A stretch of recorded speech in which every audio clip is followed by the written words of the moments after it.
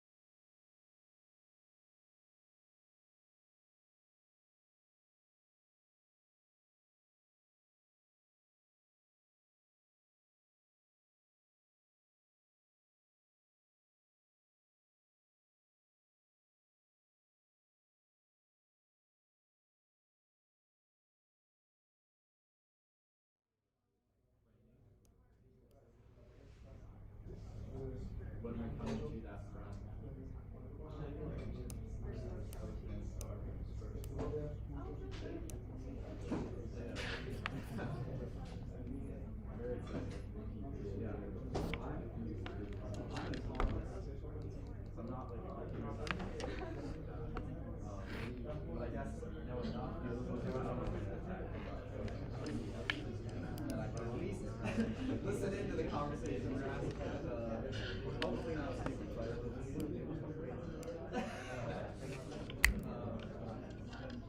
But I guess it helps that for so a lot of that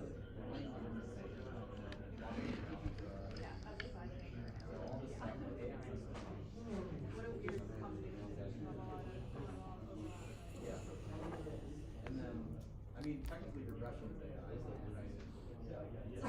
Like, it really depends on how you define these things.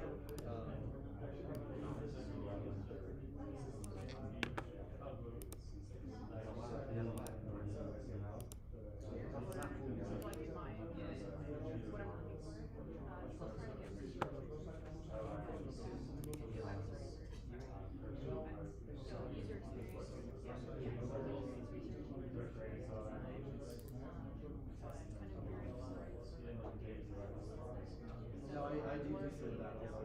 Yeah.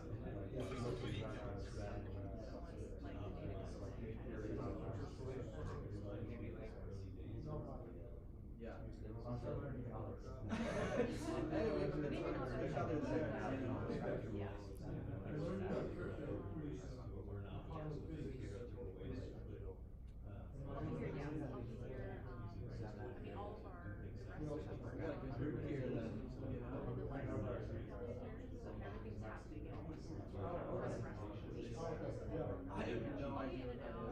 Hey, we have each other there. Well, I have privilege of working with 2 years with Gene Standing.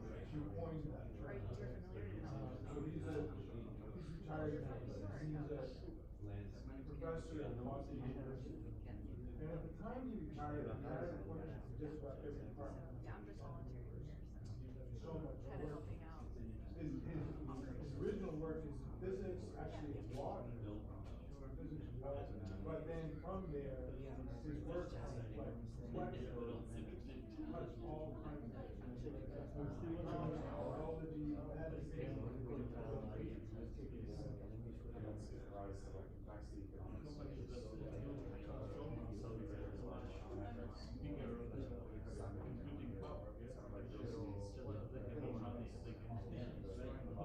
yeah, and the critical thing is a lot of the traditional doesn't hold because complexity field grows out of design sheets.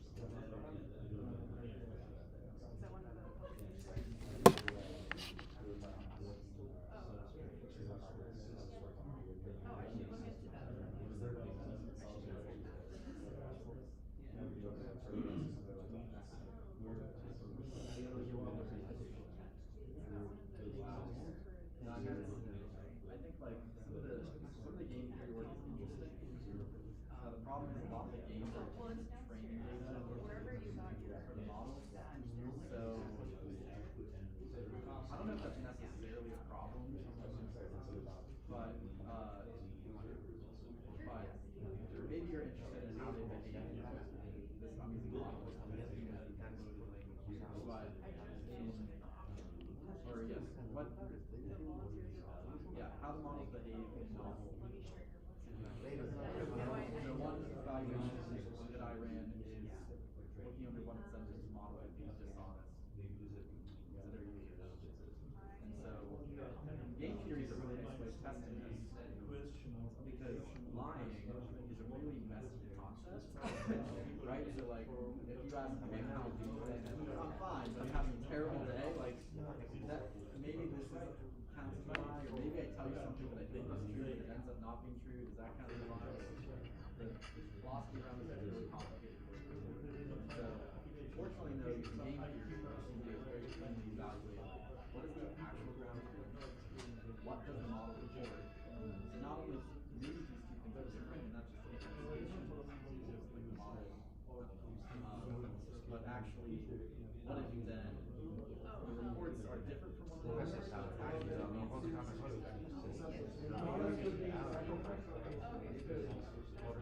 Models could say things to improve the obligation, but they can be psychokinetic, right? So that's a part of the Yeah.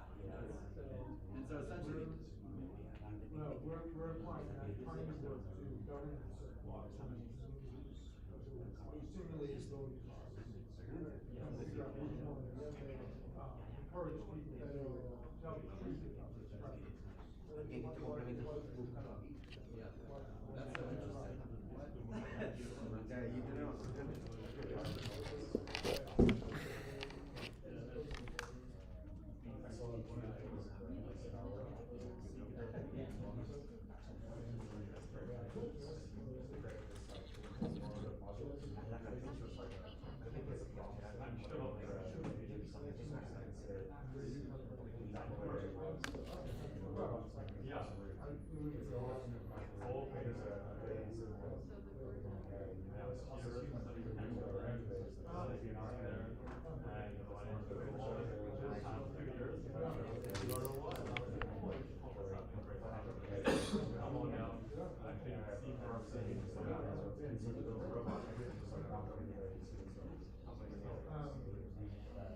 I run a small business that's sponsored by SingularityNET. So we went to several Deepak meetings. And in fact, most recently our team built the software process. Similar to the Application systems, but still, voting, the agent could still integrate all that. manipulate the situation. In this example, it's a similar example, but you know, if you in a more complex situation, that's when we are worried about it. Now,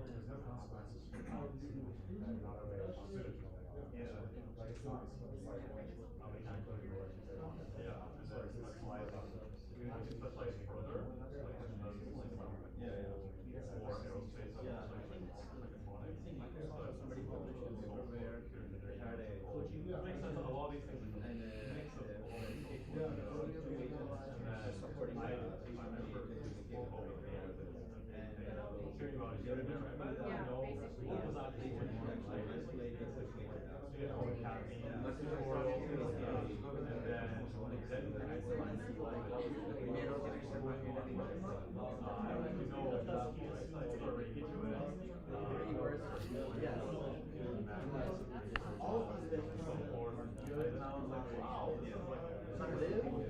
live no matter what, not probably like if it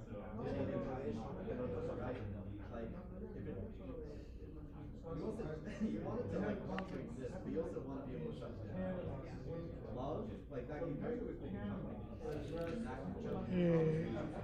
crazy mode, like I don't know if I can think of like what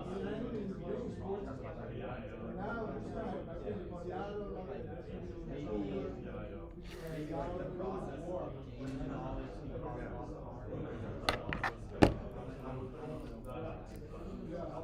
this is like a very naive.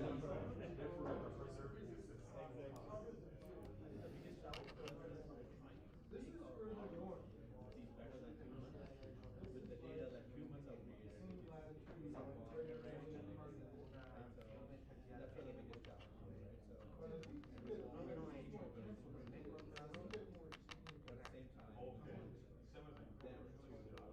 transform the operations.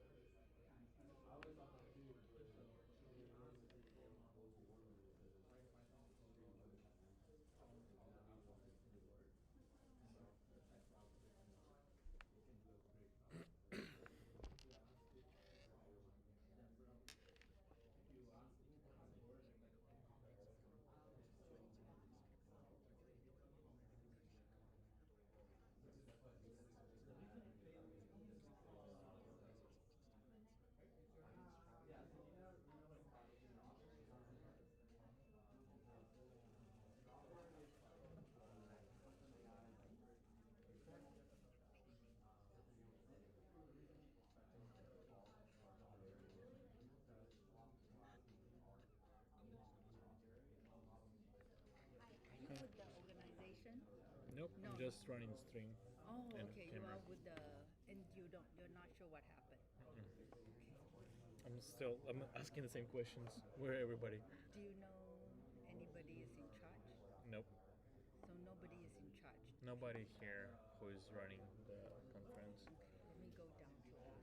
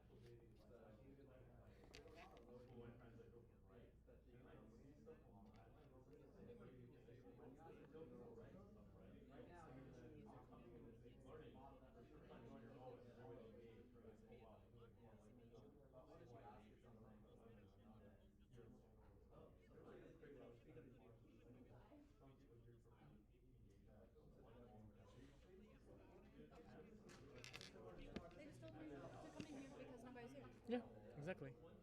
Oh no! Oh, you don't run this, or are you running? I run the stream, but nothing happening. It's been an hour since we had to we were supposed to start an hour ago, and Is the screen not working? Let me see. nobody's running the show. Do you know who's running this one? I don't know, like. I thought, because Philippe told me that you guys were going to run the Zoom, so I just got No, Zoom works just fine. We are online, but not. Are you on Zoom? No. No, Zoom is not started.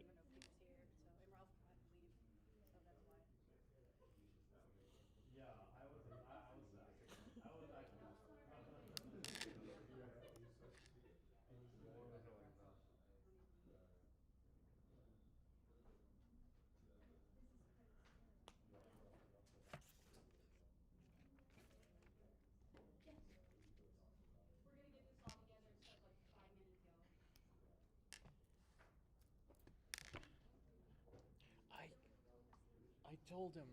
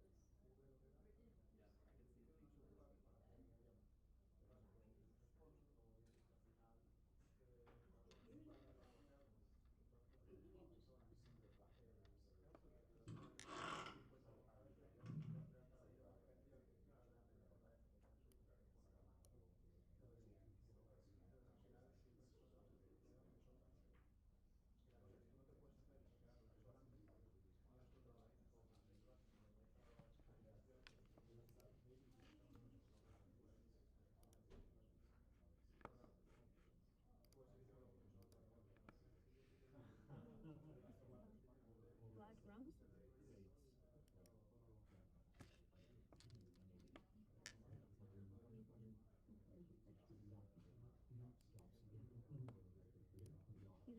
is?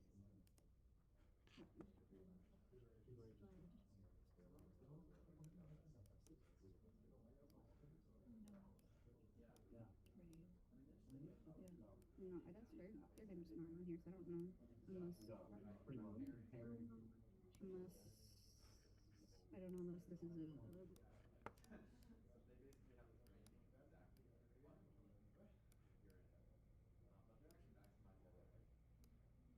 have this range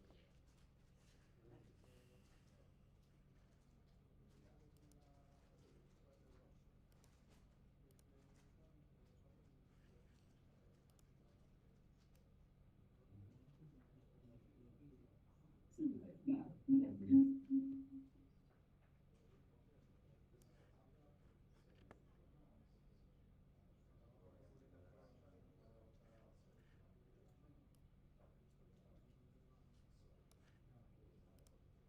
actually maximized by like getting you to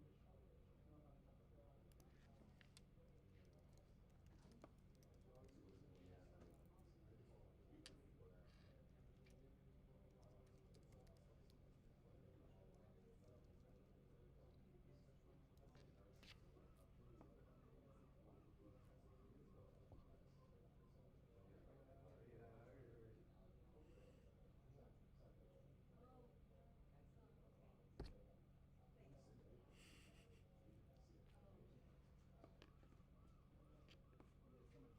better than like random professors sitting down writing an equation on a whiteboard than like either pay like hundreds of thousands of dollars. Hi, apologies. The speakers, we're still waiting for them to join the Zoom room. So all of the speakers for this particular segment are going to be virtual speakers, so they're online. So apologies for the mishap. We're just waiting for them to join our Zoom link. Thank you. And if you need to grab any coffee or anything and bring it here, please feel free. The coffee machine has been refilled.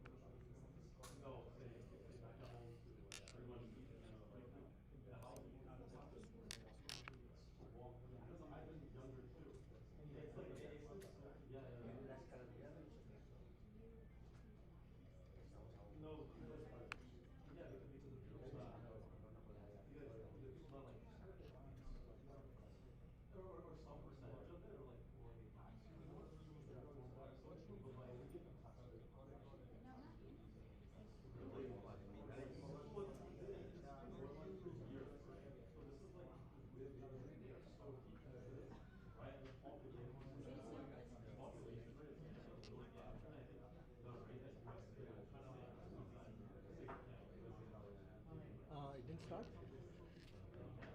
I don't know. I thought she said. Yeah, They're there's a getting lady right there. Maybe they're trying to, Oh, she's still there. yeah. Thanks.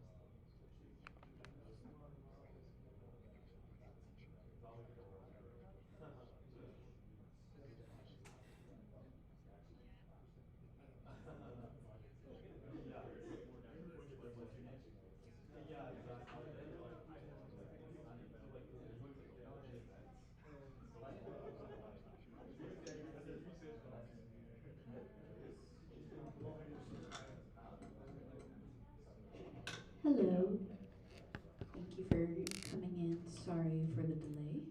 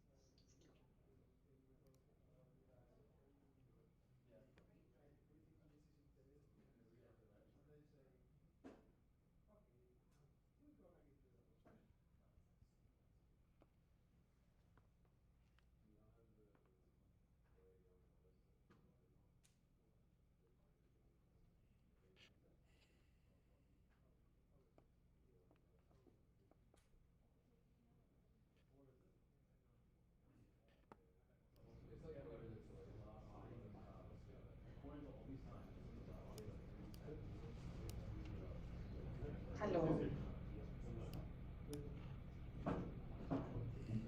Yes, we can hear you.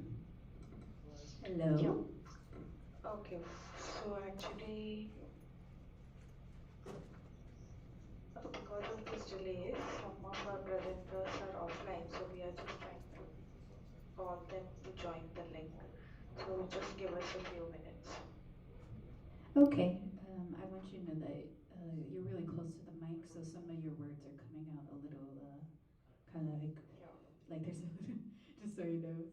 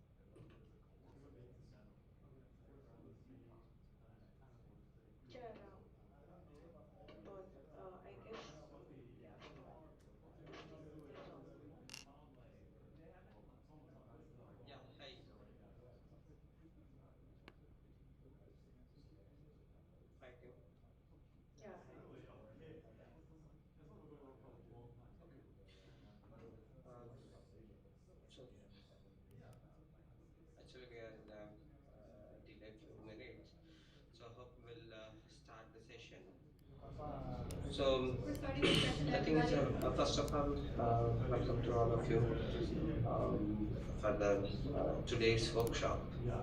And I was thinking of an AGI for the ML workflows. So here this session from our side we are trying to handle we are presenting from the core of our colleagues. So I'm myself Ramachandra, and I have around 15 plus years of an experience in an AM solution development, and with me my colleagues like Kameshwar and Sneha. So Pal, you want to give a quick intro? Yeah. So I am Dr. Pal. I am working for the past 3 years in Goertzel Tech COE as a senior data scientist. Currently, I'm working with this Gen AI, responsible AI related assessments, and previously I was into computer vision and deep learning related projects. Yeah, I'm excited to be a part of this workshop. Yeah, thank you. Sneha, from the quick. Yeah, hi team.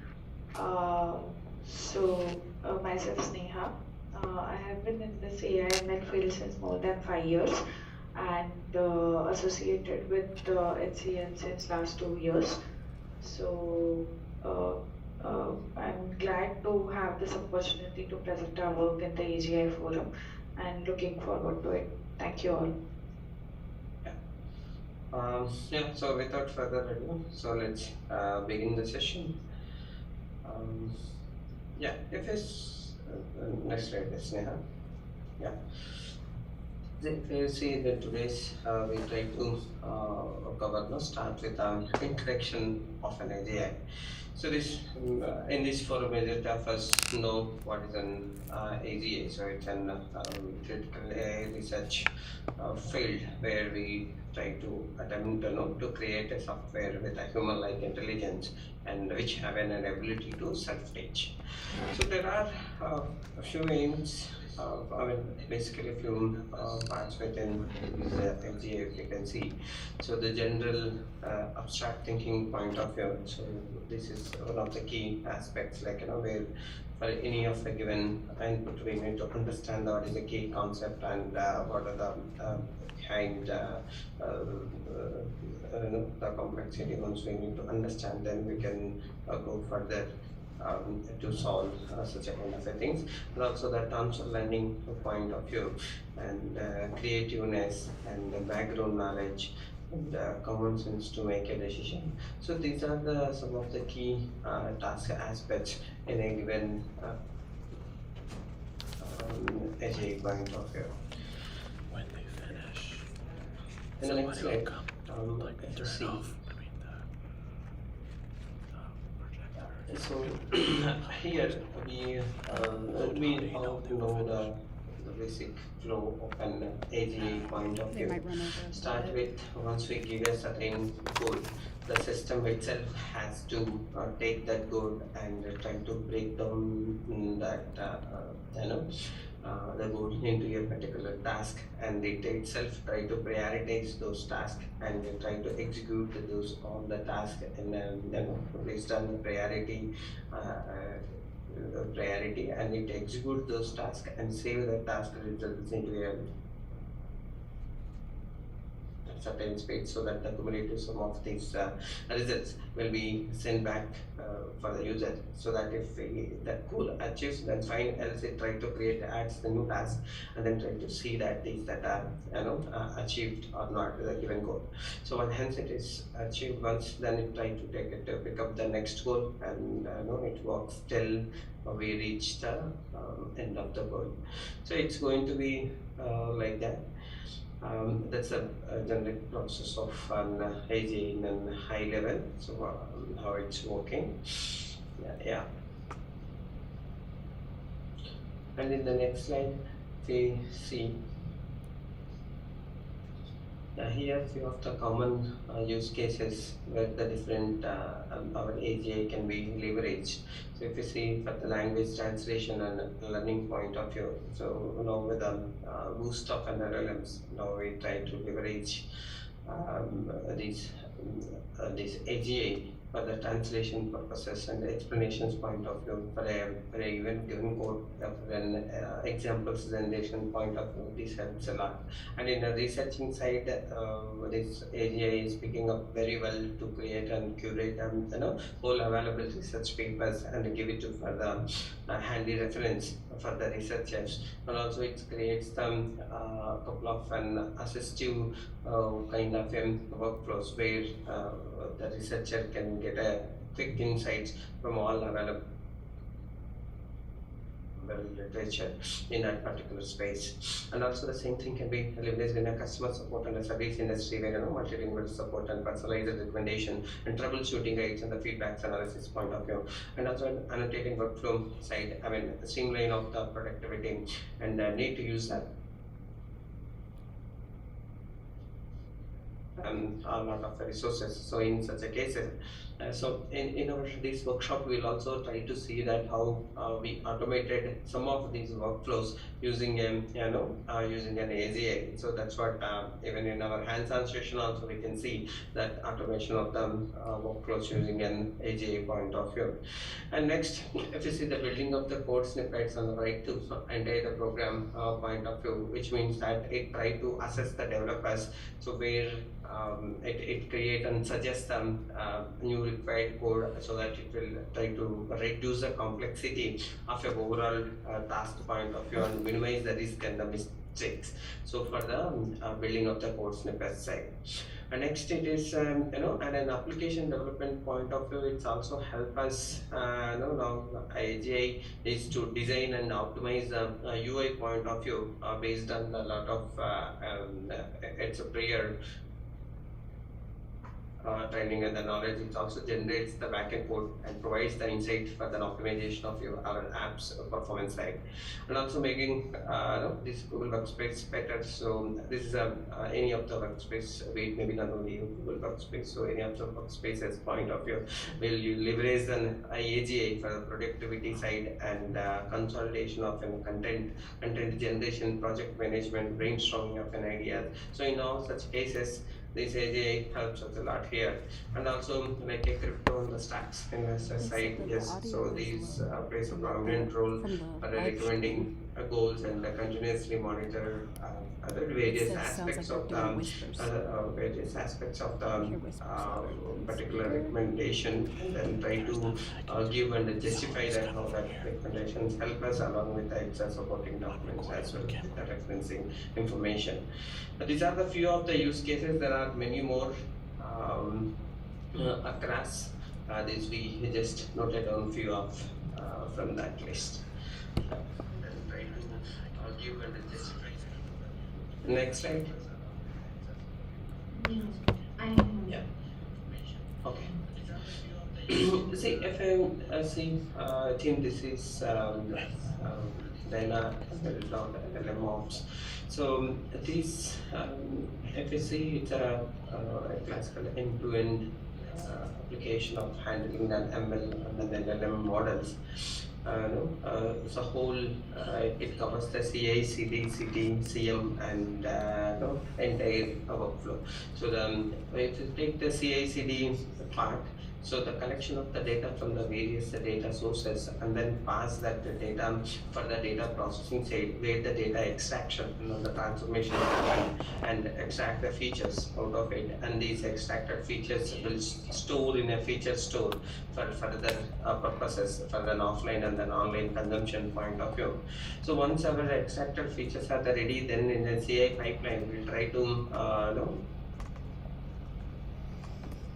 analyze such a data and use that create a model to support a particular data, and here we try to do the model training and also the and the model validation. After that, we'll save this model into the model registry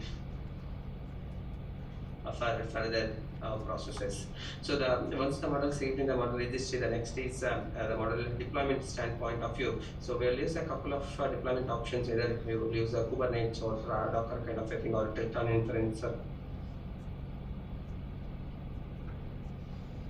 Deep suite point of view. So using a couple of experiment is done, then we need to see these CM side, the continuous monitoring and the continuous serving point of view. So after the deployment in the continuous monitoring and then serving will try to continuously monitor the model various aspects, like the drift calculations point of view is that, and different KPIs we try to monitor after the deployment of the model. And this model monitoring and the continuous serving side. So once from any of the key parameters triggers for the threshold values, then it will try to will trigger the retraining. So that's how this continuous training triggers that pipeline. So this continuous training.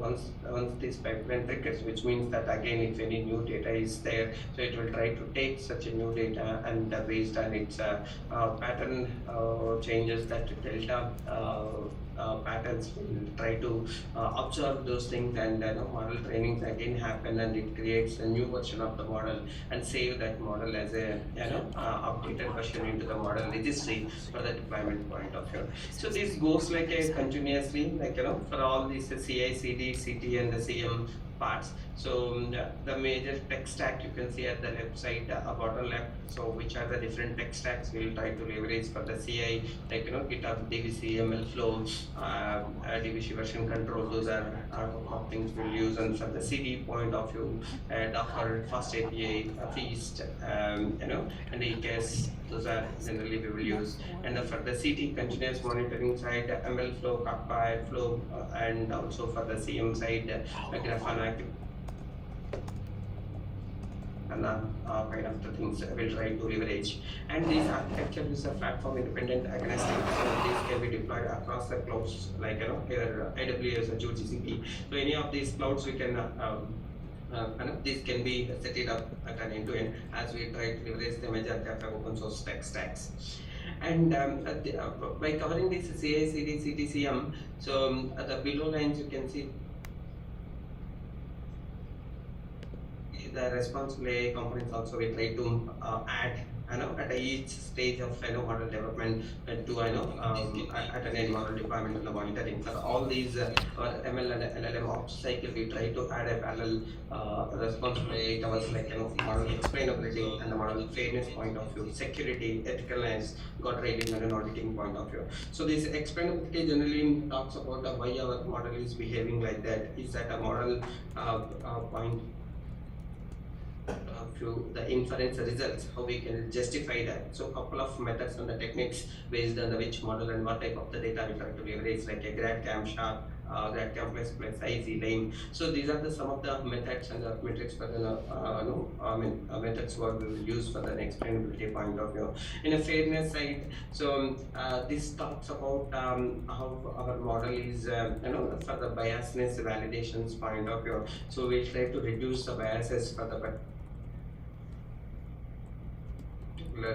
group or the category of a given input features, so that our model is a more generalized and it is a more fair model. So to reduce such a biases and to monitor those things, there are a lot of such methods are available. Like a few of them are like a FairML and the A360. Those are the few of the packages available where we can monitor the model's fairness point of view. Like the same way the security AI side. So here for any created model, be it maybe AML or an LLM model, nowadays there is the threat of an attacks on an AI models or very common, so that we have to make sure that while developing the model itself, we'll try to add a couple of defensing approaches on that model creation, so that we'll make sure that our model is an hack-proof or an attack-proof point of view.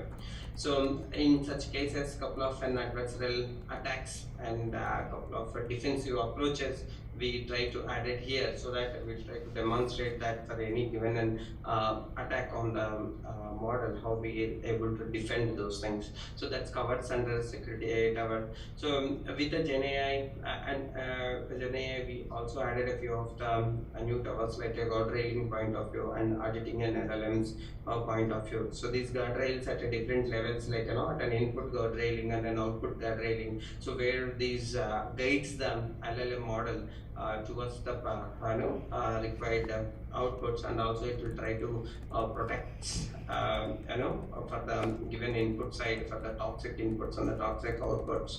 So we can filter it out our required content using a couple of the guardrailings. Like we have a guardrail.ai, and from NVIDIA we have an NVIDIA Nemo guardrail. So these are some of the railing mechanisms what we can use so that we can streamline an LLM outputs. And at the end, we also added an auditing framework, which is called as an LLM audit framework. So which works at a once the LLM will generate an output at an LLM end. So we will use these audit LLM frameworks, try to calculate the scores of it, and then see for the various metrics of metrics we try to calculate for a given LLM and see that how these responses like hallucination point of view, and a couple of is that the model generalization point of view, the context relevance point of view. So with the different metrics we try to calculate and see and generate these audit scores out of it. So that is horizontal thing below what you can see in the responsible AI side, and the right side you can see the FinOps side. So this is a one more layer what we try to add for this. So this layer talks about once we have a model and we deploy that model at in a given environment, and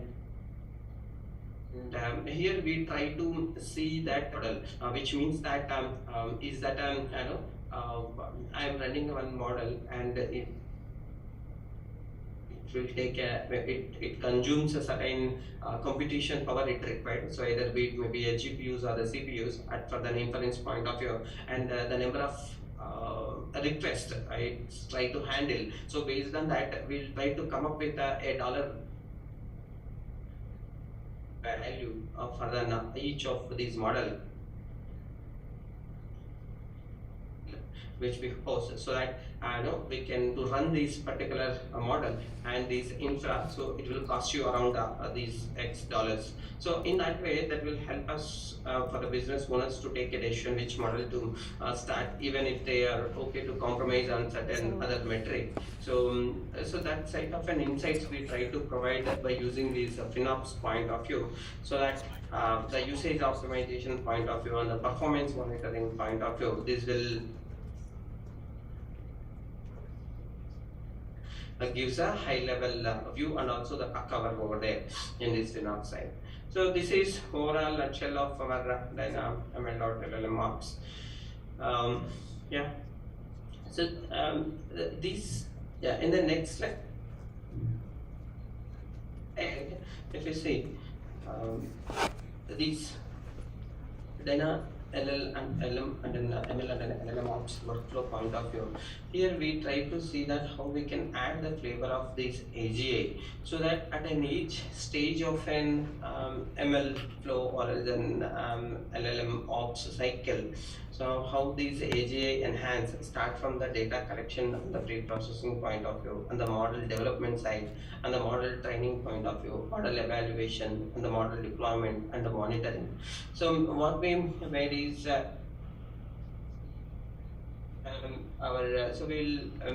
we created a few of such an examples using an AGI. So we'll give the goal as try to create one ML model using such by given input data. Then the AGI itself has to complete all these steps. It has to collect the relevant data, and it has to prepare that pre-processing code, and also the model required model it has to select and then apply this collected data onto the model, so that you will get a trained model. After that, we'll try to get a evaluation metrics of the model, so that it will gives for the user to know either they can go ahead with the model for the deployment, or else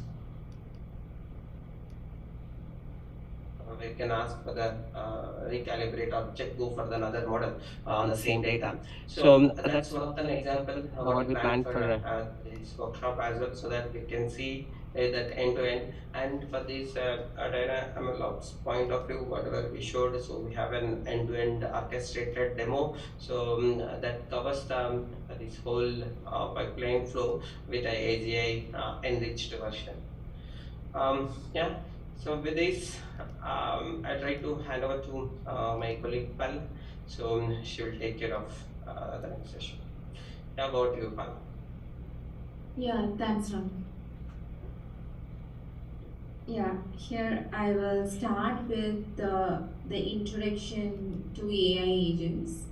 So AI agents or these LLM agents are gaining quite some popularity because they blend the advanced language processing with other components like planning and memory. They even smart systems that can handle complex tasks by combining this LLM with memory and other tools.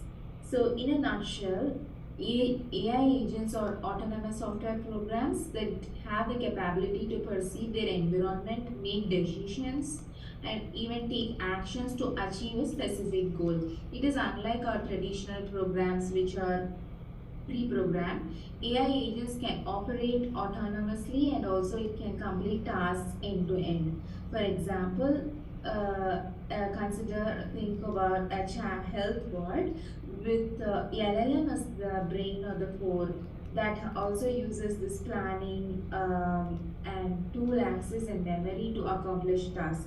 By planning, it can plan according to each and every person's own liking, like personalized plans. And tool access, it can connect with any of the medical devices like wearable sensors like that, and it also has the long-term access of the person's records or the symptoms that he has to give a tailored response to him. So it's like a small AI agent. So now, what are the core components of AI agent? So the main core is the LLM, that is the central decision making unit, or serves as a brain that manages the goals, tools, planning, memory, and persona. And in that, like three modules are always in an AI agent. One is this memory module, be it short term, wherein it captures the current thought process, or the long term, which holds the records of the previous conversations. Memory plays an important role, and then tools. So tools, by means of tools like AI agents connect with some external tools like internet or other plugins or even RAG pipelines and other APIs to perform a specific task. And planning module, so this is the one which takes care of all the breaking down of complex problems and then via task decomposition and reflection and then completing it step by step. So these three are the main components in any AI agent. So how is this AI agent relevant to this AGI upfront? So starting with this plays an important role, or this AI agent plays an important role in this AGI development because AI agents is also capable of doing autonomous decision making and problem solving capabilities, which are the foundation for AGI, which that means that it simulates the human cognition. So autonomy and learning is like a stepping stone, and then this adaptive behavior. So agents have this adaptive behavior. They learn from the past experience, and that is also a progression towards AGI. And in the second, we have this multi-agent systems. So with multi-agent systems, we are edging closer to AGI. Like because we have collective intelligence where multiple agents collaborate, and it also mirrors like human-like intelligence, and we can scale that toward this AGI development. Finally, it is like path to human-like intelligence. That is what this precursor to AGI, this incremental progress. So AI agents are evolving now toward like human-like reasoning. Still now we haven't achieved that level of human-like reasoning and learning, but we are still evolving to be like a precursor to AGI. But when it grows or when it improves, there will be ethical considerations, because when these systems advance, we also have to think about this ethical and the safety issues, which will become critical. So in the future of AI agents, what we can predict is there will be increased autonomy. That is, like, it will have independent decision making power, this AI agents, and then human AI collaboration will be in much more sophisticated ways, and also there will be regulations. We can expect regulations to address those ethical and safety concerns. What is the potential impact is like the workforce transformation. So AI agents could lead to job displacement in some roles, but also it can create new roles, and also it accelerates innovation, because it could drive faster in some of those industrial sectors, like when AGI agent or AI agents are deployed. Sometimes it can drive fast the innovations. So this is a potential impact. And these are the 5 most commonly we have talked about or heard about these AI agents nowadays. The first, the starting point, is this Auto GPT, which is capable of creating intelligent single agent systems, which can even perform complex tasks through planning and then access to internet resources and all. And the next one is like this AutoGen framework from Microsoft, which is also designed to be adaptable and flexible for a wide range of tasks under different situations. And Crew AI, so this is like designed specifically to work in collaboration, like for a crew of members, like for a team, for team management, in that kind of scenarios. And agent ops, so this involves like the seamless management, deployment and optimization of the AI agent itself, so that they operate efficiently and reliably within this AI powered environments. Super agent is like this really highly advanced AI with superior autonomous abilities and is capable of handling like intricate tasks with minimal human intervention. So these are the most commonly used or commonly heard about this OpenAI agents. Here we have started our initial works with AutoGPT at that time. So it really is an intelligent assistant for automating tasks. This AutoGPT, which is driven by powerful LLMs, that is GPT series, chains together all these LLM thoughts to autonomously achieve whatever the task or the goal or the objective that you set to it. What it does, it breaks down the complex goals into executable tasks, thereby it enables this autonomous task completion. Its primary purpose is to empower users by automatic tasks, managing workflows, and also providing intelligent solutions across variety of domains. So the key components which drives or the key features of AutoGPT include, so the key components, since this is also like an agent, so these 3 will be there.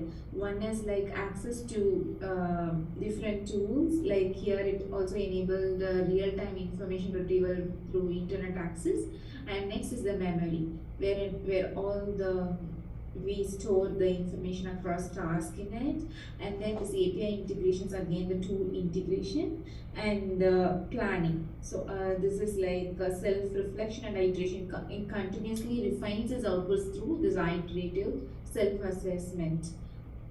What are the key features of AutoGPT is, it is capable of autonomous task execution, and it is also capable of understanding the natural language, because we also employ LLM as the brain, which can understand natural language.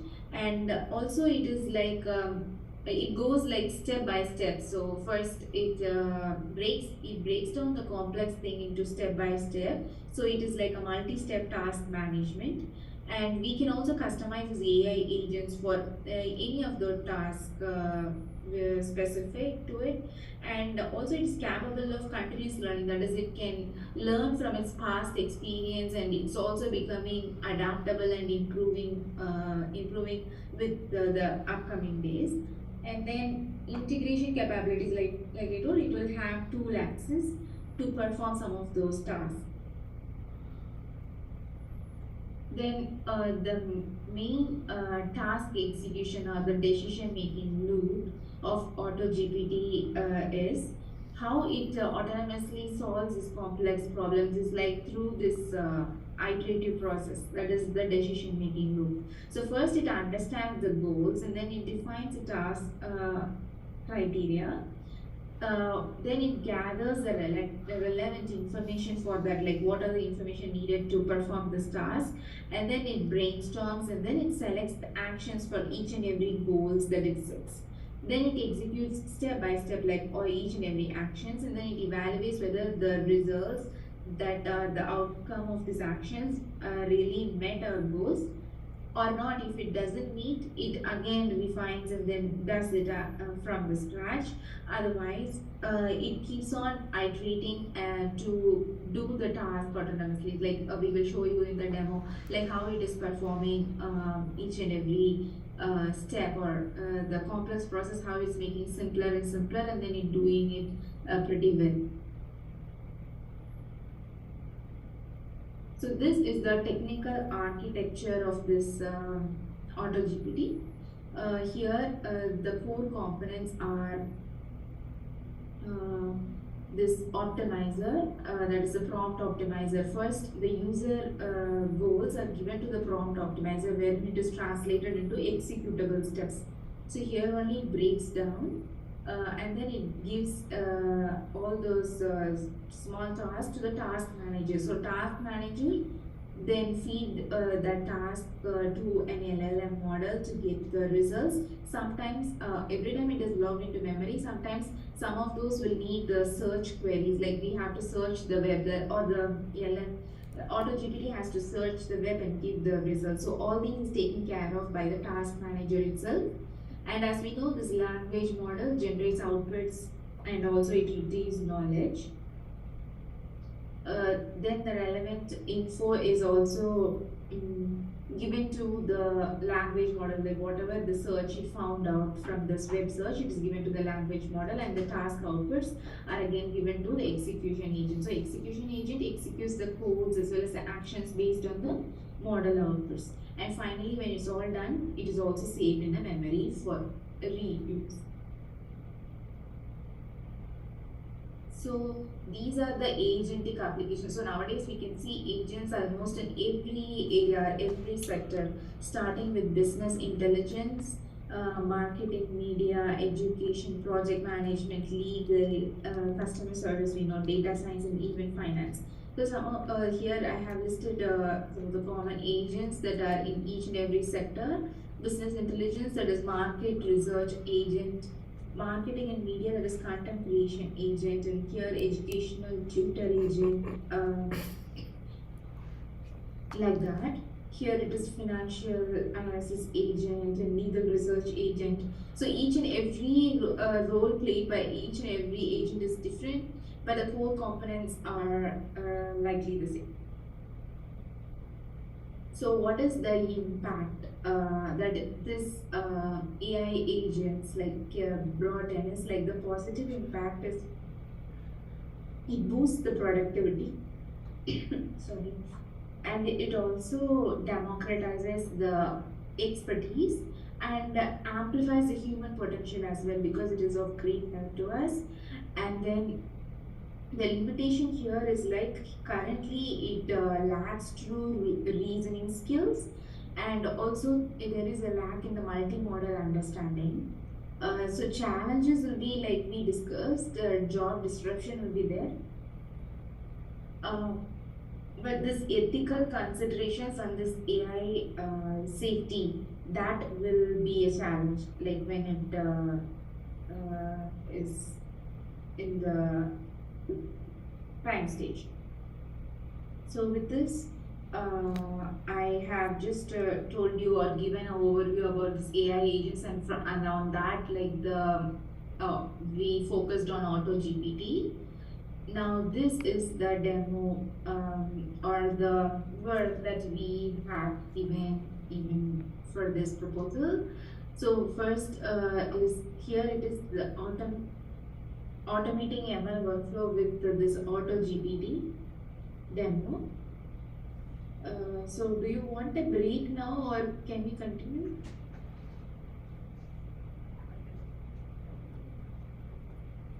Ram? Please go ahead and continue. We are ready to listen. I think we can continue. Okay. Yeah. Yeah, then we'll continue. So here our task is to enhance this heart disease prediction with this MLOps workflow, which is also this MLOps workflow mainly here we have onboarded using a AGI approach. Here first how we started is like we initiate this whole automation process by just providing an initial prompt that outlines what we want, like that outlines the AI role as well as the goals. And this Auto GPT effortlessly takes it forward from there, like wherever we left, leveraging this defined framework to initiate and orchestrate the full automation process. So this whole process is outlined below, like whatever the complete MLOps workflow. So here first important point to note is this iterative interaction with the LLMs. This Auto GPT iteratively interacts with the LLM to give us to break down the goals and then into tasks, and then each and every task is being executed, and then if there is anything that it couldn't do it, then again it goes back and then revisits and then resolves the error and then goes to the next phase. So this is very important one, which is this iterative interactions. That is how it achieves this automation. Second is the seamless interaction with the resources. So here we have used internet or the web search resource. That is the only tool that we have used, and also some of the online data sets. So that one we have picked up, and then here this Auto GPT is capable of going through the entire ML workflow landscape. That is, it starts from the basic. Sorry, 1 minute.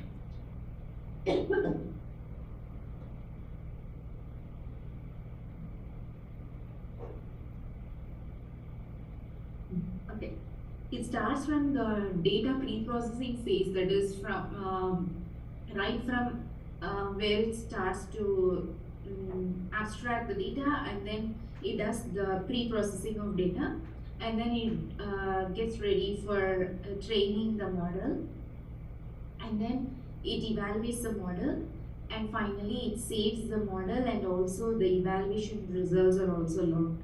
So the complete workflow of this ML workflow is done by this Auto GPT itself with the starting initial prompt alone. So also there is a comprehensive tracking also we have added into it with ML flow, that is this continuous integration. And here it is capable, this whole this whole setup is capable of selecting a model with high accuracy automatically. So so that is also saves time and is also not error prone, because it does go through a lot of steps to understand, like okay, why is this model better than the other. So each and every step is like streamlined powerfully here. And so this is really an enhanced MLOps automation whole. So here I will show you the demo.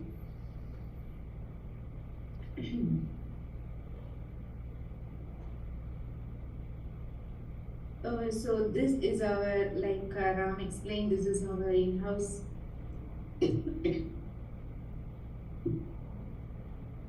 MLOps end-to-end pipeline. So here if you click, you can see what are all the use cases that we have leveraged using this.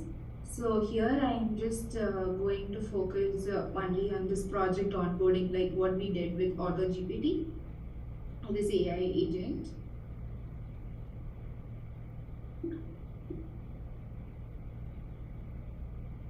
So this is the experimentation that we have done, is automating the ML workflow using AGI. Here, as we know, initially we set the goals and then it is being broken down into tasks, and then each and every task are executed. So for sequencing and this defining of the task, we need this LLM support or this large language models, and then each and every task is executed. Sometimes this task requires internet or other tools, and it is executed and it's also evaluated at each and every step. So if it is complete, it goes, it finishes. Otherwise, it keeps on iterating to complete each and every goal, and then finally, when all the goals are complete, it completes or it automatically completes the task that we have given it. And here we have again listed out the key features and the AutoGPT highlights. This one I will demonstrate to you in a video.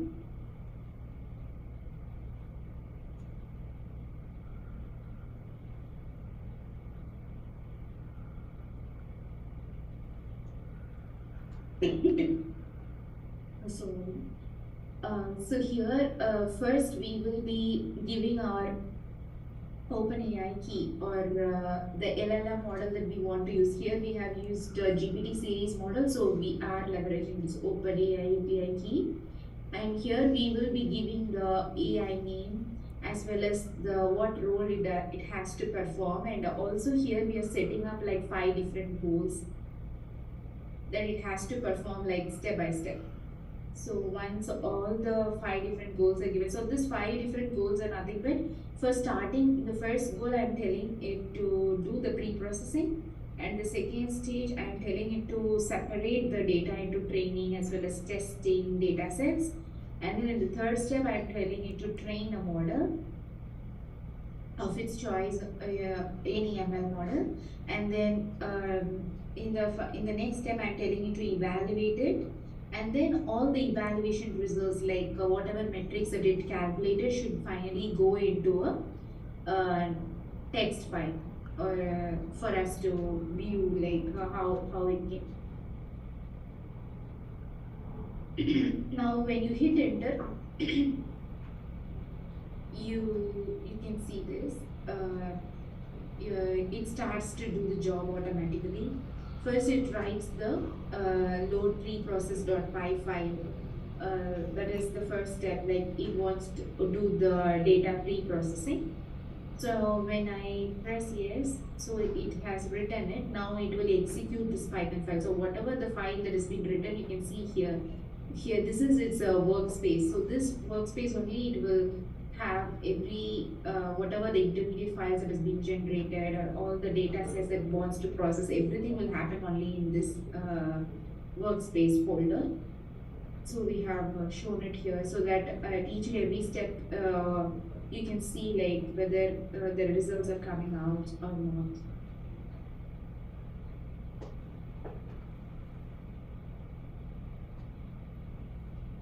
So now again, the second step is splitting the data. So it has now written it, and now it's asking for execution. So I'm pressing yes.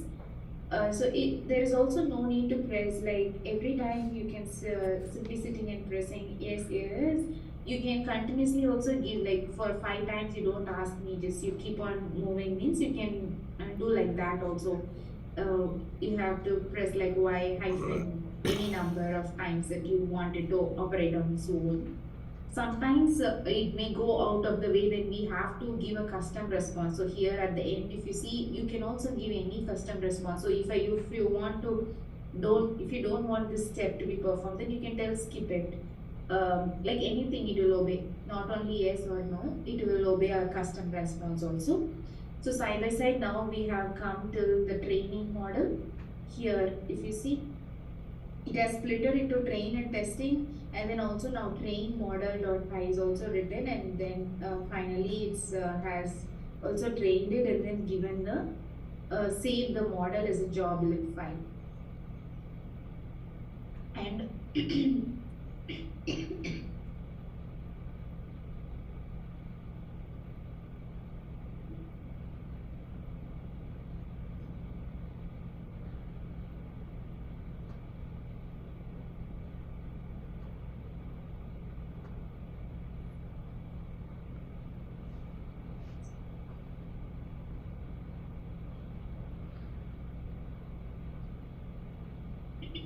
finally it has come to the evaluation.py, also execution is done, and you can see like some of those evaluation metrics also here, but it will be finally logged here, you can see that.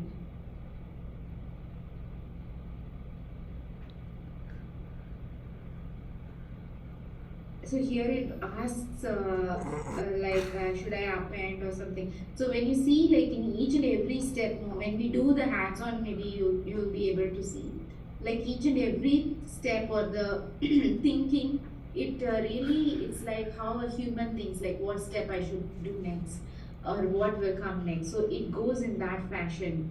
So sometimes if I don't want, then I have, like I told, I have all the things to say no also. So now here it has generated the metrics I needed: accuracy, precision, recall, efforts. So these are the common metrics that we calculate for any ML classification model.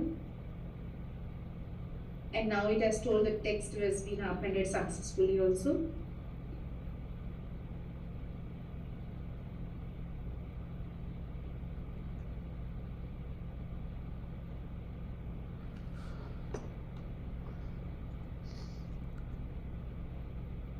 So when it was again asking me to append the file, sometimes it iterates. So I am writing it, maybe you are able to see it or not, I don't know. Here I am writing it to skip it. Here, skip it. So that option I always have it. Then if I want to improve something, then I can write improve it. Here I have written improve this evaluation.py file. Then again it improves it, and then it reruns it, and then it relogs the final results as well.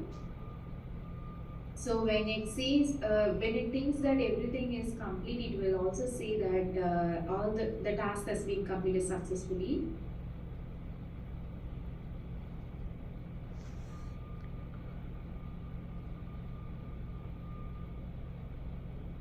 So now when I thought that okay, everything is full, now you can also have this option here, download. You can download all the files that you got, like all these are all the intermediate files that it automatically generated for you with a single prompt. It took care of everything. So then you can download it also. Now after this, we have also logged the results in the YAML flow also. That one also I will just show you.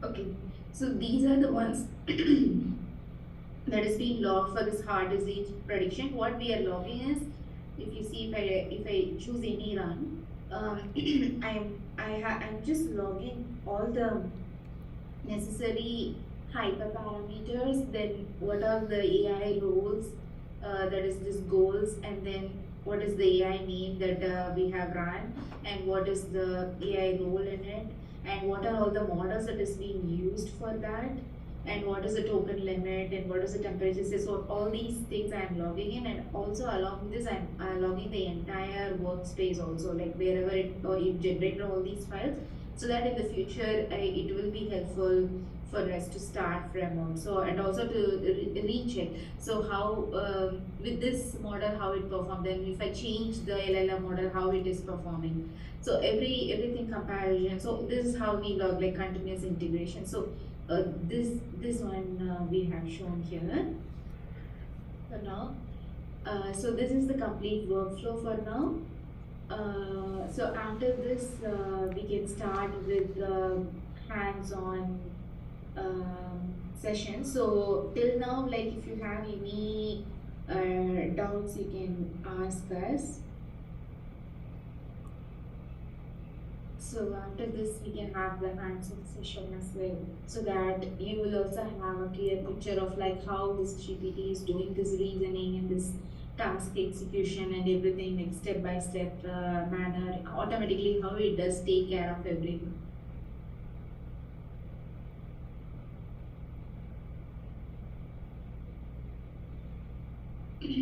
Any questions, team?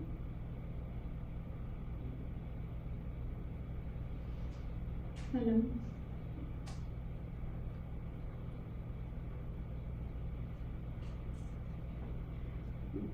No questions so far. Please continue, unless this is the discussion point, or just let us know where you'd like to go from here. Okay.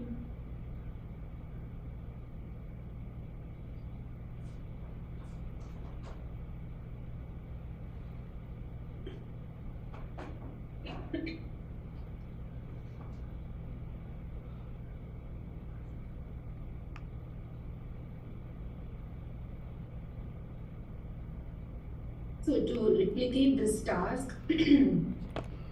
just giving you a whole app file to start with. Like any of the attendees want to practice or want to do this hands-on with us, should we share the file?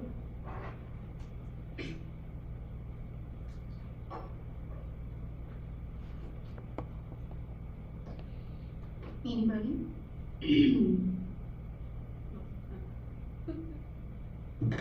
Nothing here now. Ram, anybody's there? Yeah. No, I think we'll proceed with by showcasing this, and after that, offline we can share the file as well, so that any audience or the participants, they can do this practice as well. So hope we're assuming that's fine, and then we're showcasing that execution steps of for this practice session. Okay. So can we proceed? Team, I had a few of the guys are there from the room.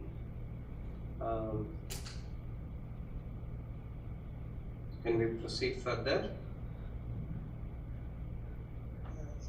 Yeah, I guess we can proceed ahead. Okay, yeah, thank you. Okay. So first, for this showcasing of this autonomous thinking and reasoning capability of this AGI through AutoGPT, we have first we are installing all the dependencies needed for this to run this AutoGPT. First, foremost thing is that you should have a Python version that is greater than or equal to 10. Less than that will not work. So here in Colab, like we have this Python 3.10, which is perfect. And now I am installing Poetry, so it is like very important library for this. So yeah, now installation is starting.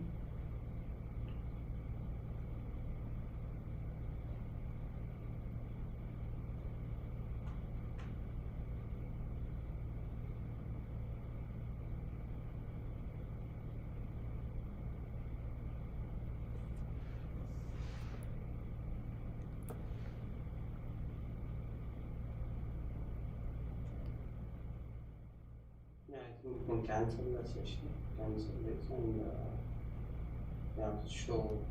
Yeah.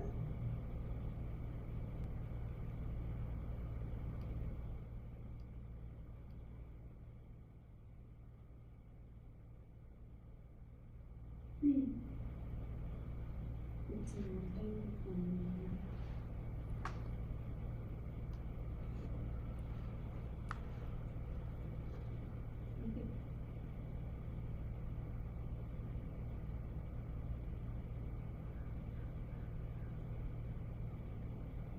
Okay then.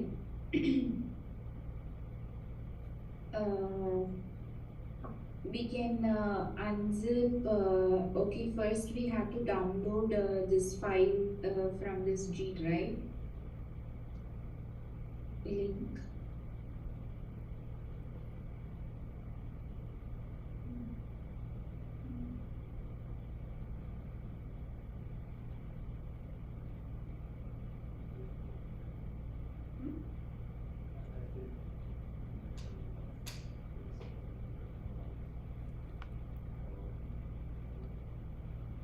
What do you want to do? Yeah, I already have it, so I'm just open.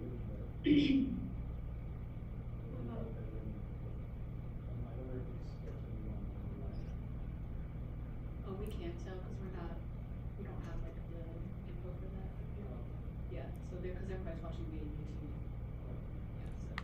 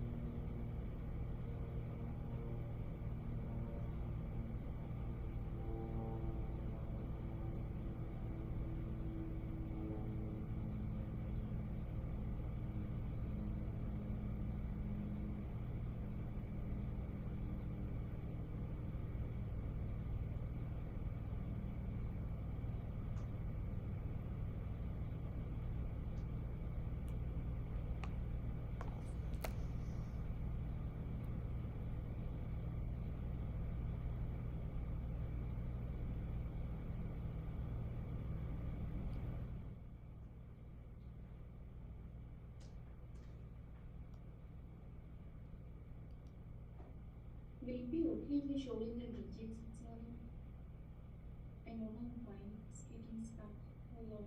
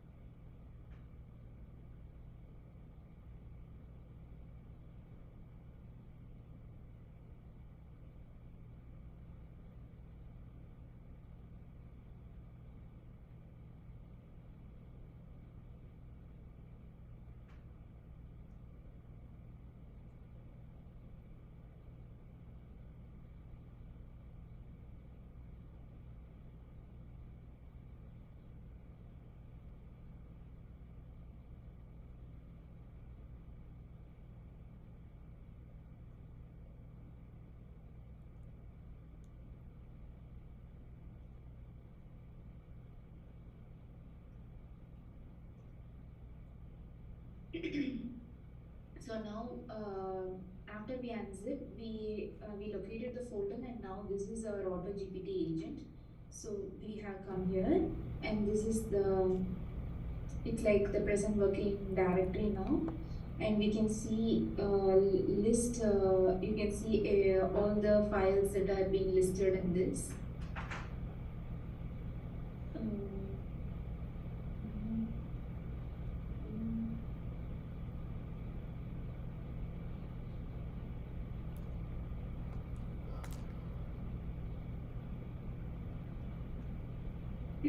Now you have to,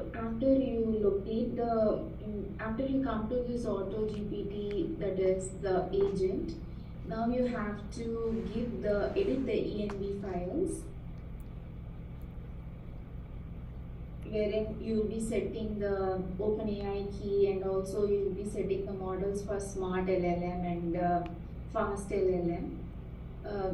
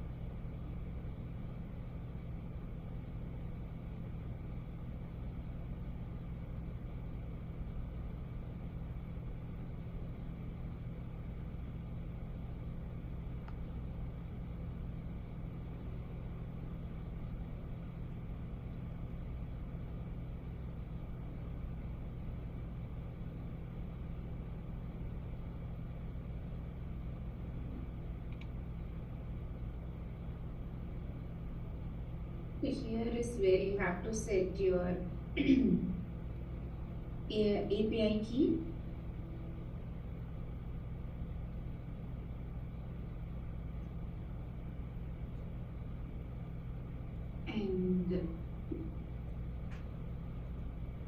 And I'm going with the default configurations for now.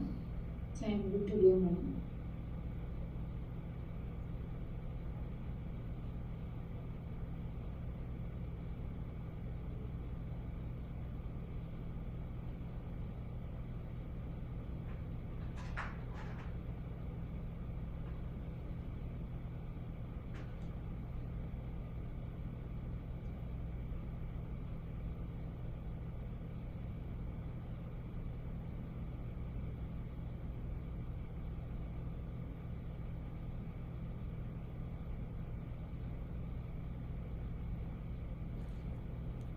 Just verifying whether my OpenAI key is there in place. Then I'm moving to the next step.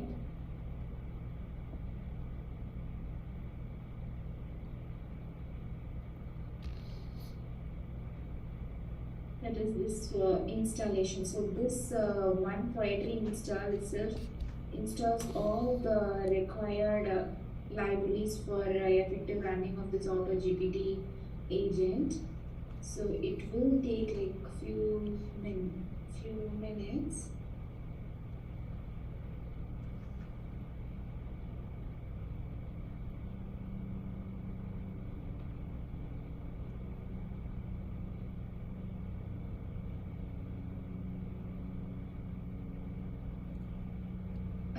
Since it is taking too much time, I will try to showcase to you in a different thing. Like the same thing, like in a different TGX box.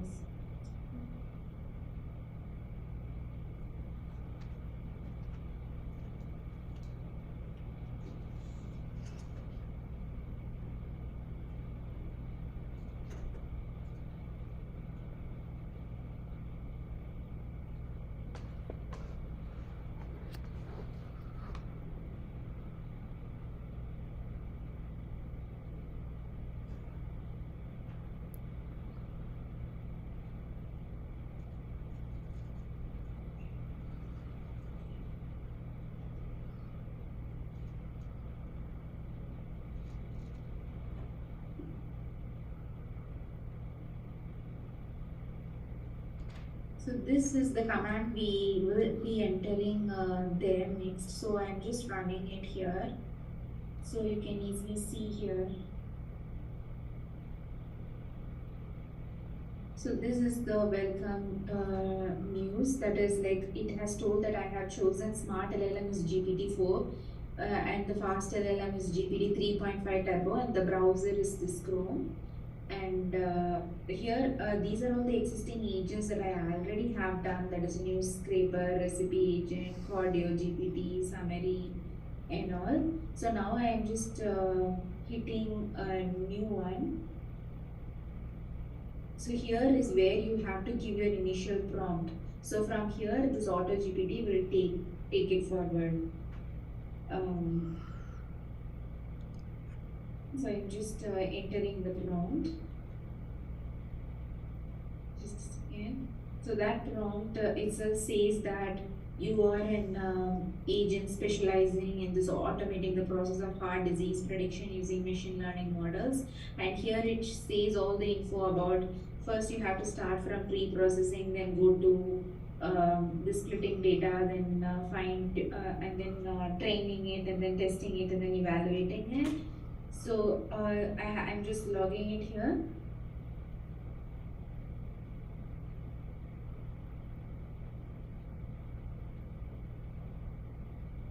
And it asks me whether it can proceed, so I'm just giving yes.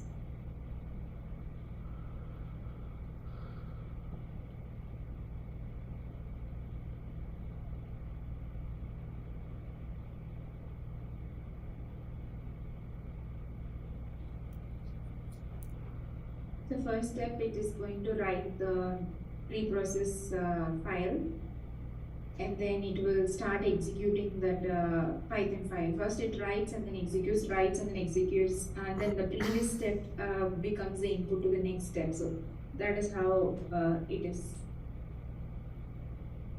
Yeah, now you are telling something?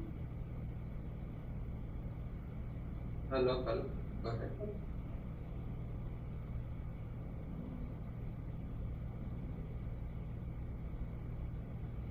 Since some libraries are needed to run this, it also thinks about it. It reasons among itself. It reasons with itself. So to proceed with this step, it needs some Python packages.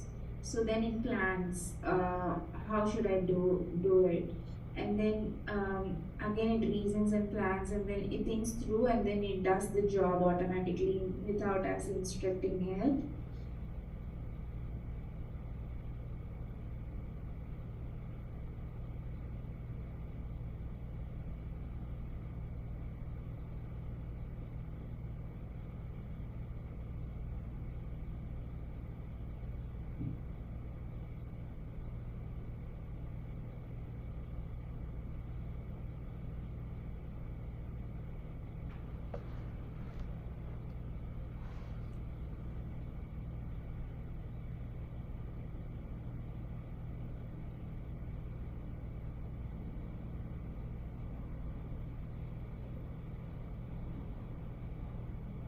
So even now this pandas library is not installed.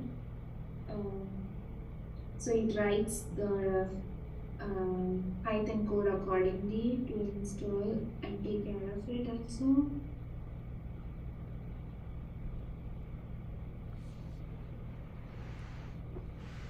Maybe in the next step it doesn't do now, then we have to, this hard, this is the input I have given it. So this is it has all the info about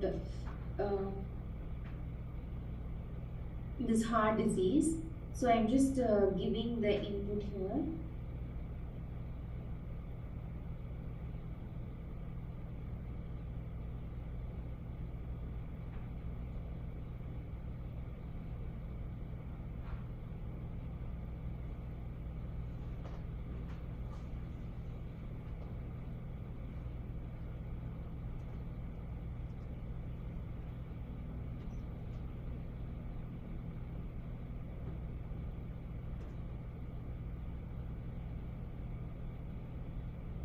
And I'm pressing enter.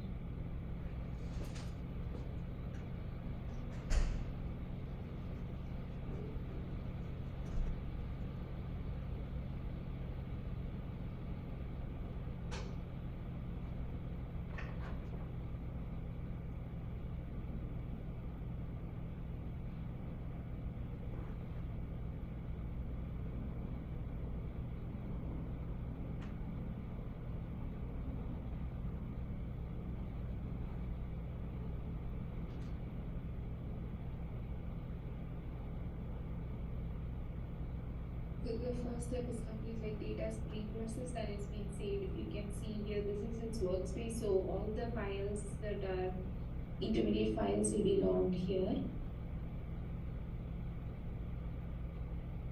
Notice first the preprocess .py is finished, and then it also did this.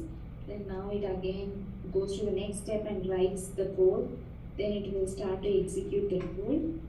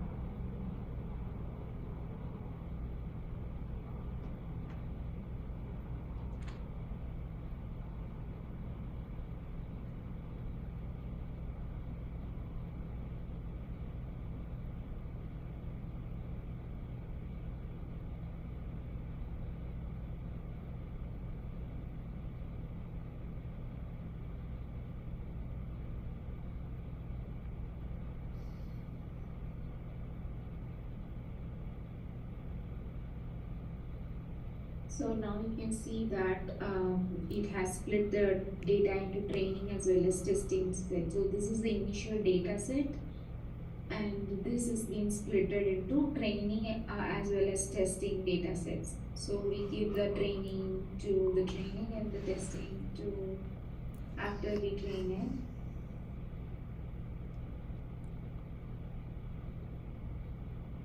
it. Here it has chosen a decision tree classifier as the model, and we can give yes to execute the Python file.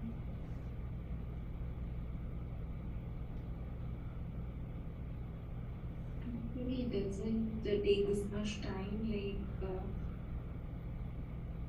this.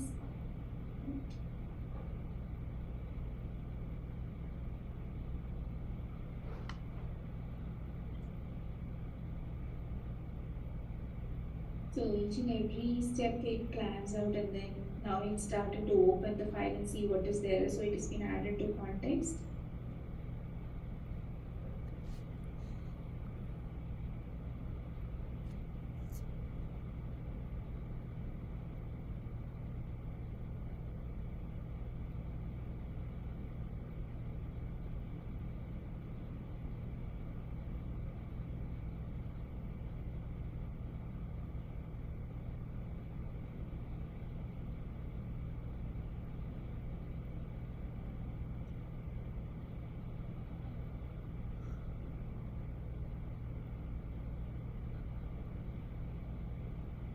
So now the model is being trained and also saved successfully here.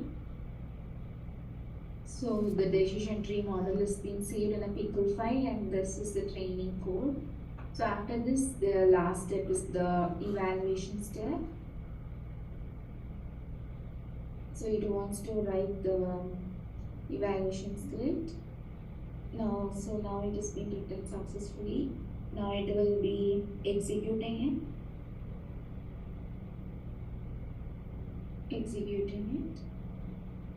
And you see this is the accuracy. Like 70% only decision tree is accurate, but generally random forest is like 99% accuracy.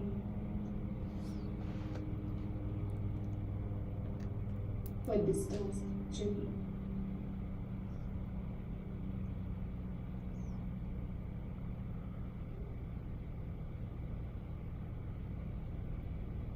So now it told that it finished it. The reason is like all this task has been completed and also the results have been documented adequately. And here if you see, this is where all the results are being logged. Now you can give yes, and then it will ask like how do you want to save this agent as. So I'm just saving it as heart disease classifier. and that's it. So here we can see like how every Python file went from the loading and then splitting and then training it, and so these are the intermediate training testing files. So finally, what are the evaluation results? It is written, and also it has written a justification, like we thought, like decision tree model like showed a moderate level of accuracy in this disease prediction. So further adjustments if we want, we can again prompt it, and then we can again ask for it. Like if you rerun, it will ask the first question, because now it is being saved as an agent. So now you have created an agent. So your agent is termed like third one is the agent that I have created now. And here if I want to resume, I can give a follow-up question. Say, because this model didn't perform well, then I can ask it to do with another model, so it will do it. Yeah, then that can be done, like you can try it out offline, and it works perfectly fine. For now, I am exiting the task. Yeah.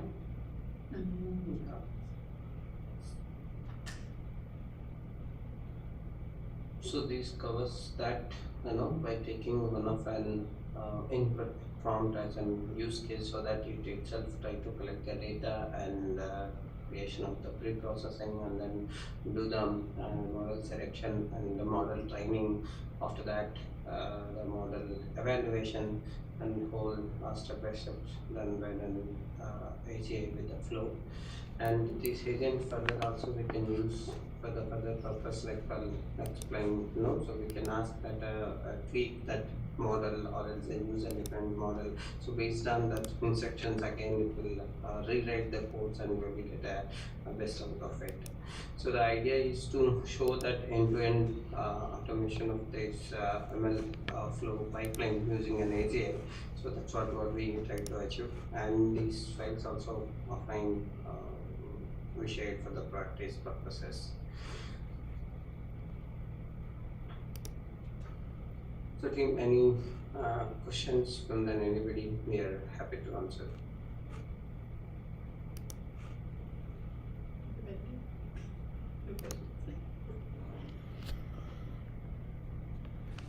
We don't have any questions here. Yeah, if you guys wanted to discuss more, please go ahead.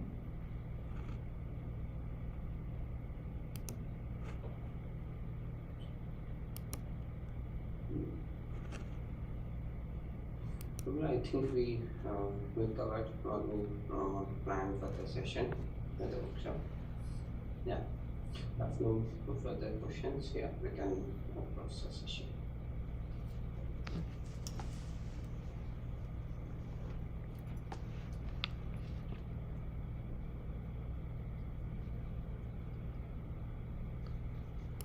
Yeah, we have completed what we planned. Anything else? I do have a slight question, actually. Speaking of like the idea of the autonomy of these agents, how autonomous exactly are you trying to make them? Because would it get to a point where perhaps you're making these agents, but maybe a task needs more of one specific kind of agent? Would it just try to build another version of itself, or would another agent be able to step in and kind of be more cross-disciplinary, or even be able to change to a new method style of how it works? I don't know if something like this has been thought about, but I'm just curious, since it's like these agents would be working in like teams to get things going. So yeah.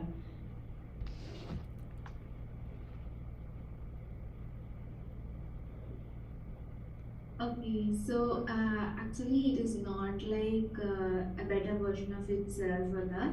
It is like targeted for a specific task. For example, the agent now, whatever I did it, is for heart disease prediction. So it can do that task very well. If you again prompt it with some other questions, or if you want to add some more, like I want to see like train multiple models again, and then you justify me like which one is better for this task.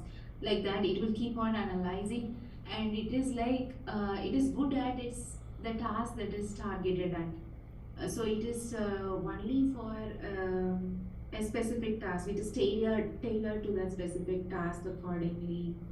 Um, you understood, or have I answered your question? I am not. A little bit. Your voice is very low, actually. Yeah, you kind of answered it. And I guess within that, does that mean that they're more prone to hallucination? Because it's so hyper focused on one specific task or one specific knowledge set. And if that's so, then what are you guys combating that kind of hallucination behavior?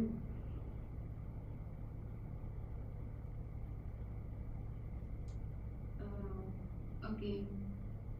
So hallucination and that stuffs we haven't explored in this agents for now, because mainly we were concentrating on the Python part or this coding part of it, and was working fine. But again, hallucinations, like we have worked in our projects for other LLM models. With the when you add external knowledge, like when your data is distributed, and also you have enough data, then your hallucination will be reduced when comparatively it relies only on the internal knowledge. But here it is all about how it's able to complete a specific task by breaking it down into few smaller chunks, and then taking it forward. How it effectively breaks down a complex task into a simpler task, and then it keeps on iterating and finding out the results or answers by self reasoning, and then criticism, and then own plans, and then if that plan fails, again plan B. So it is kind of that. It's like a continuous iteration, and then trying to perform a specific task by itself with minimal human intervention.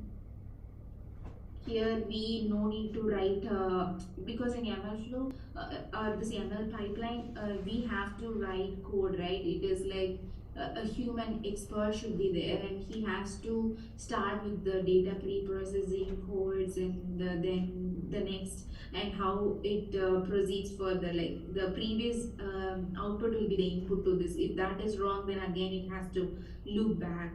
So this is the process actually, whatever we have experimented. Awesome, thank you. I'm looking forward to more implementation of these AI agents in the future. Yeah, good. I'm trying to add that.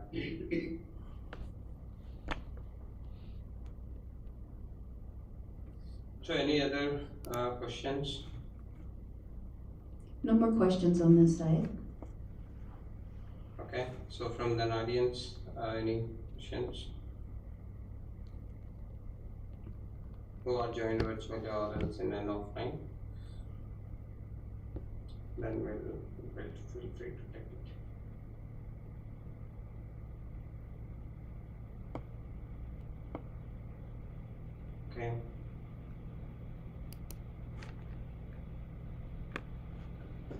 We're all good here if you're ready to wrap up. Yeah. So we'll close our session. First of all, we'll thank you for the AGI team for giving this opportunity for us to share our thoughts and the views.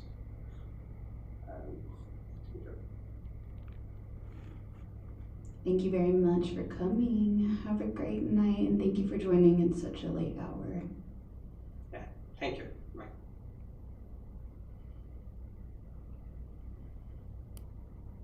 Yeah, thank you.